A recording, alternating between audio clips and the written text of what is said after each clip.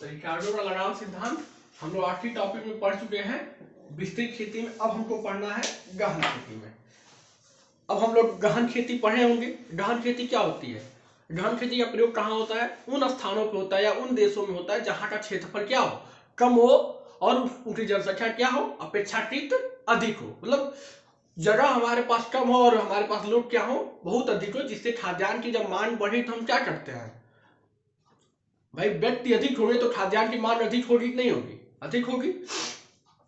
जब खाद्यान्न की मांग अधिक होगी तो उन खाद्यान्न की मांग को पूर्ति करने के हमारे पास क्या साधन है? जगह नहीं है हमारे पास। जो हमारे पास भूमि है उसी भूमि से हमको काम चलाना है, तो हम लोग क्या करते हैं, हम सीधा सा तरीका उपयोग करते हैं। जो भूमि है हमारे पास, इसी भूमि के भीतर क्या करते हैं हम लोग,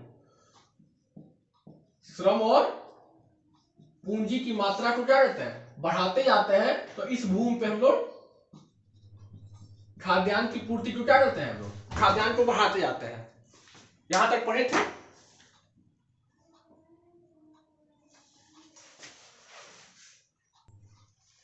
ठीक, तो अब इस रूप में रिकार्डो ने लगान सिद्धांत को कैसे व्यवस्थित किया, कैसे स्पष्ट किया। सेम फैक्टर है, कोई बहुत विशेष अंतर नहीं है विस्तृत और गहन खेती में।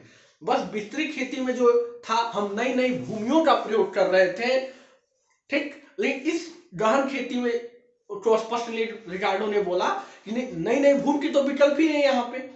चूंकि यहाँ पे भूमि है ही नहीं है, तो नया नया हम भूमि कैसे चयन कर पाएंगे? यदि आपको याद हो,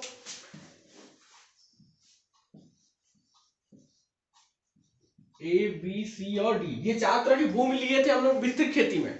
विस्तृत खेती में और ये भूमि हम चार तरह की इसलिए ले पाए थे चूंकि नया देश था और नए देश में भूमि पर्याप्त मात्रा में क्या थे, उपलब्ध थे। इसलिए हम सबसे पहले अच्छी वाली भूमि, उसके बाद थोड़ी सी खराब, उसके बाद ऐसी भूमि हम लोग क्या करते थे, लेते गए। लेकिन यहां पे कंडीशन अलग है। गहन खेती में हमारे पास भूमि तो है ही नहीं। हमारे पास जो भूमि है उसी भूमि से हमको काम चलाना है। तो मानव का प्रकृति वाली चीजें हैं।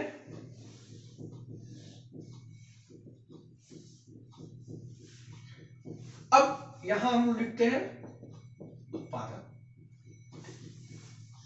अब रिकार्डो ने क्या, रिकार्डो ने अपने सिद्धांत को स्पष्ट करते हुए कहा कि जब हमारे पास भूमि नहीं होती है तो हमारे पास एकमात्र विकल्प है, जिस भूमि पे हम खेती कर रहे हैं उसी भूमि पर हम श्रम और पूंजी की मात्रा क्या करेंगे, बढ़ाते जाएंगे। और श्रम और पूंजी की मात्रा को बढ़ाते बढ़ाते बढ़ाते बढ़ाते हम अपने उत्पादन की मात्रा को बढ़ाने का प्रयास करेंगे। लेकिन एक नियम हम लोग बीच में पढ़े होंगे, यदि याद हो आपको, उत्पत्ति का ह्रासमान नियम पढ़े हैं, याद आ रहा है?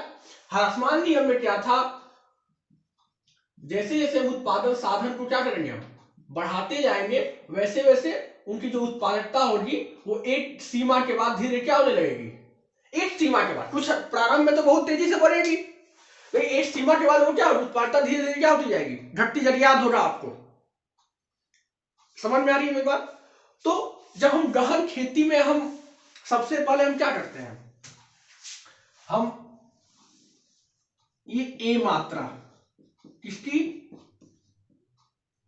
एल और सी की, एल और सी की, लेबर और कैपिटल, श्रम और पूंजी की ए मात्रा हम लगाते हैं भूमि में, तो उत्पादन कितना मिलता है हमको, 100 उत्पादन मिलता है। ठीक है। लेकिन इसके बाद भी हमारी जनसंख्या बढ़ी, खाद्यान्न की मांग बढ़ी। तो जब खाद्यान्न की मांग बढ़ेगी, फिर इससे यदि काम न चल पाता हो तो हम फिर लगाएंगे बी मात्रा। तो यहां पर उत्पादन क्या हो जाएगा, घट जाएगा। फिर सी और फिर डी, 40। ठीक है, ये समझ में आया? सेम चीज है, बस अंतर क्या है, उसमें हम नई नई भूमि का प्रयोग कर रहे थे, भूमि का प्रयोग हो रहा था। यहां पे हम उसमें लगाने वाले श्रम और पूंजी की मात्रा का प्रयोग कर रहे हैं। सेम चीज है। तो उन्होंने, रिकार्डो ने ये बात बोला कि जो आखिर सीमांत मात्रा होगी और ये क्या होगी, लगान रहित होगी, और ये जो लगान होगा वो क्या होगा, अधिसीमांत भूमि पर क्या होगा, आरोपित होगा। अधिसीमांत भूमि मीन्स, अधिसीमांत भूमि का मतलब ऐसी मात्रा, सॉरी अधिसीमांत भूमि में यहाँ पे मात्रा, जिससे कि सीमांत और इसका अंतर, जो लगान आरोपित होगा वो क्या होगा, सीमांत मात्रा अधिसीमांत मात्रा के बीच का अंतर ही क्या होगा, आपका लगान होगा।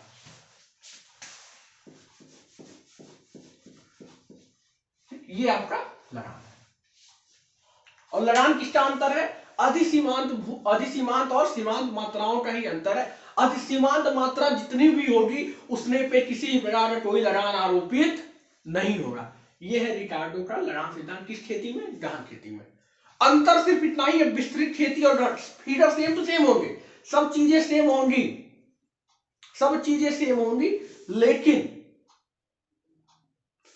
वहां पे आप नई भूमि का प्रयोग कर रहे थे, यहां पे हम मात्रा का प्रयोग, मात्राएं बराबर ही हैं, लेकिन उत्पन्न के ह्रासमान नियम क्रियाशीलता के कारण जो पहले ए मात्रा लगाते थे 100 उत्पादन होता था, जब बी लगा रहे हैं तो कितना उत्पादन हो रहा है, 80। क्यों, ये नियम यहाँ पे क्रियाशील हो जा रहा है कि जैसे जैसे उत्पादन के साधन को हम बढ़ाते जाएंगे, वैसे वैसे मात्रा क्या उत्पादन की मात्रा क्या होंगी, धीरे धीरे क्या होती जाएंगी, घटती जाएंगी। इसी के कारण ये उत्पादन क्या हो रहा है, पहले 100 है, फिर 80 है, फिर 60 है, फिर 40 है, जो भी आएगा आप किसी भी प्रकार के एग्जाम्पल ले सकते हैं। तो वहां पे हम देखते हैं जो आखिरी मात्रा होगी उसी को क्या बोला जाएगा, सीमांत मात्रा, जो किसी प्रकार का लगान का सृजन नहीं करेगी। इससे पहले वाले अन्य 3 इकाइयां ए, बी और सी लगान का सृजन करेंगी, और लगान में उतना ही उत्पाद सृजित करेंगी जितना कि सीमांत और अधिसीमांत का क्या होगा, डिफरेंस होगा।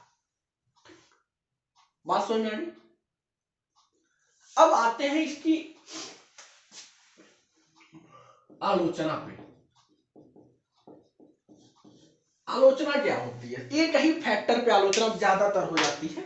एक फैक्टर इन द सेंस कि जो हम शुरुआत ही किए थे रिकार्डो के लगान सिद्धांत की, क्या परिभाषा ही क्या लिखा गया था, लगान भूमि के उपज का वह भाग जो भूमि की मौलिक व अविनाशी शक्तियां, मौलिक मतलब जो मूल रूप से जो प्रारंभ से है, मौलिक व अविनाशी शक्तियों के प्रयोग के बदले क्या किया जाएगा, दिया जाएगा। ये पढ़े हैं।